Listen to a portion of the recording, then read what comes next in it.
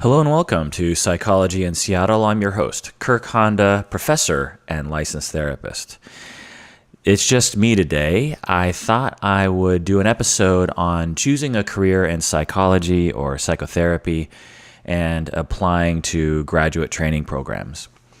Listener Zoe wrote in the following email, and others have asked me very similar questions, both through the podcast over email and also at the school where I teach.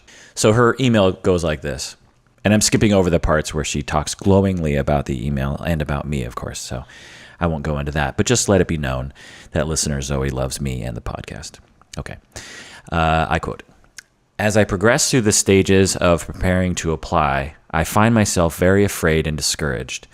It's very odd to me, actually, because I'm not doubting that I want to do this work, but I'm also very unsure as to my suitability for it.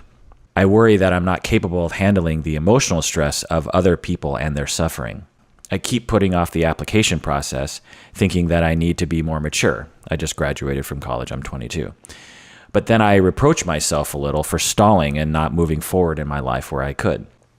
So she asks the following questions. My question is, how did you know you were ready to be a therapist? Did it take a lot of time to adjust to the demands of the job, or was it something you felt fairly comfortable with despite moments of stress? Do you think there may be some people who want to do the work but are not constitutionally built for it, or can anyone do it with the right amount of effort and motivation? So these are very good questions, and I would say they're very common questions, I would say. Hey, deserving listeners, this is an old episode that we have re-released as a patron-exclusive episode. So if you want to hear the full episode, you have to become a patron of the podcast by going to patreon.com. Patrons get access to all the premium episodes on the Patreon page and on their phone podcast application, or app as they call them. When you become a patron, we'll let you know how to access the premium feed on your phone.